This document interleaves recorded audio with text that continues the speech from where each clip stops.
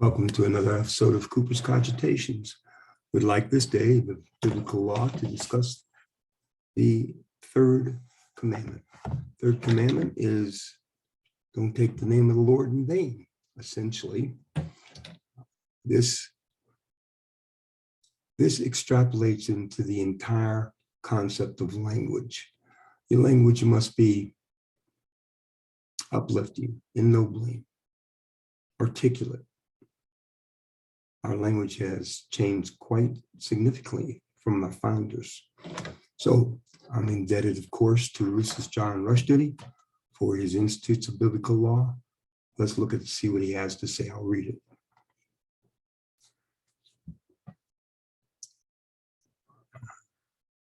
To analyze a few basic facts with respect to swearing, it must be noted first, forbidden swearing is essentially necessarily linked to religion. It is profanity outside God and against God. It represents where the name of God is involved in illicit and hostile use of God's name as a dishonest use thereof. Much of the primitive modern swearing cited in Montague is obscenity rather than profanity. I linked them all together, profanity, obscenity, vulgarity, and primitive swearing, as well as modern, invoke sexual and excremental words and subjects. That's a significant fact. In order to appreciate their significance, let us review a few of these central facts.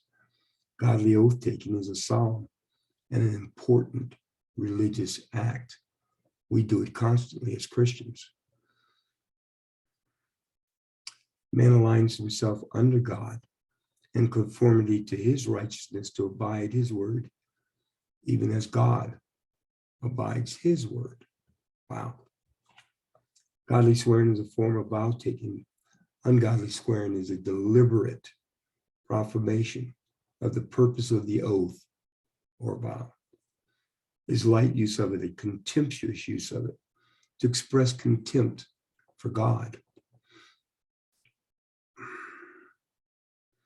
Ungodly swearing cannot remain merely negative or hostile. It denies God as the ultimate. It must posit another ultimate in God's place. Godly oaths seek their confirmation and strength from above. Ungodly swearing looks below for its power. Its concept of the below is Manichaean, which Manichaean is a dualistic philosophy dividing the world between good and evil. Principles are regarding matter as intrinsically evil and the mind as intrinsically good. Therefore, if you believe in the Manichaean idea of dualism, you tend to look at things having two sides that are opposed. To Manichaeans, life can be divided neatly between good and evil, light and dark, love and hate. You see Manichaean think too. What we are told as Latter-day Saints, there are three independent principles: the Spirit of God, the Spirit of man, and the Spirit of the devil. Teaching the prophet Joseph Smith, page 189. To the core, it is material. This is Manichaean philosophy, is material. Ungodly swearing finds its power in blow, in sex and excrement. The association is significant.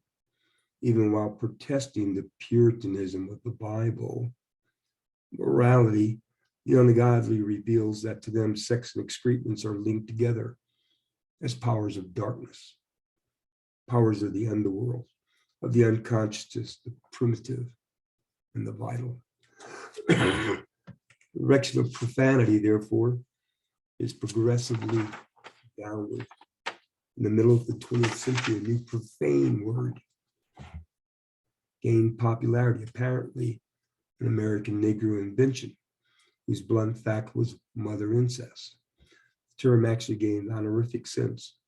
Since then, more profane words having reference to homosexuality has become popularly used. References to other perversions have also increased. In brief, the direction of profanity is progressively downward. I've seen that in my life. It's gone down. Language, when profanity is common, the corporate body of language is downward also, to include lies, innuendos, sophistries, prevarications, obfuscations.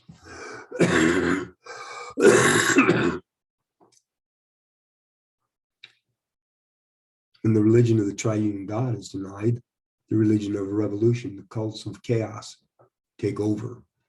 You see that in America today.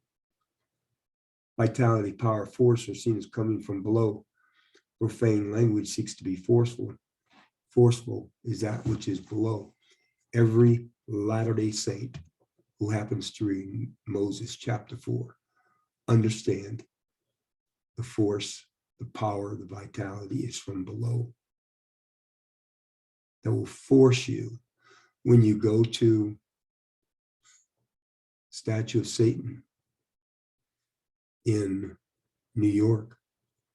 The children are looking up lovingly and worshipingly. And when you see him, it is force. When you see the statue of Stalin in Seattle, he's striding over the peasants and the military supporting him. It's force. The ministry of truth is force, 1984. Secondly, it's in that already apparent there's a religious progression to profanity. It moves from defiance of God to an invocation of excrement and sex, then perverted forms of sex. This religious progression is social as well as verbal. Please understand, it is social. As language goes, so goes your world. I'm teaching Shakespeare, secondary English class. At the end, I have the students write a paper on what did they learn from Shakespeare. And I received the usual pap. Oh, he's smart. He's a poet. Oh, he has big words. And this one skinny little kid, I always call him a skinny little kid, says, I've learned when you change your language, you change your world. Profound. 35 years later, I remember it. Profound. Change your language, change your world. Kick God out, our world has changed. The profane society invokes not God, but the world of the illicit, the obscene, the perverted. What it invokes in a word, it also invokes in acts. You can only act on how you think. You think in words. You think in words. That's why we're judged by our beliefs, our thoughts, our words, and our deeds.